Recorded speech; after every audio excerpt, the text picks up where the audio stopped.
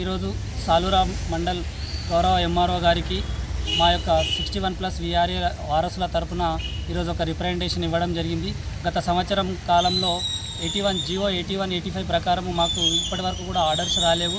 అయినా కానీ మేము ఇక్కడ వర్క్ చేస్తూనే ఉన్నాము. గవర్నమెంట్కి సంబంధించిన ఏవైతే సంక్షేమ పథకాలు ఉన్నాయో గ్రౌండ్ లెవెల్లో తీసుకుపోయి వారధులుగా పని చేస్తూనే ఉన్నాము. కానీ మాకు ఇప్పటి వరకు కూడా ఎలాంటి ఆర్డర్స్ లేవు. అయినా పనిచేస్తున్నాం. 10,000 జీతంతో కుటుంబ పోషణ ఇవి చాలా భారంగా మారింది. ఇప్పటికైనా గవర్నమెంట్ మా పైన దయచేసి మాకు ఆర్డర్లు తొందరగా ఇప్పించాలని గౌరవ ఎంఆర్ఓ గారికి రిప్రజెంటేషన్ ఇస్తున్నాం.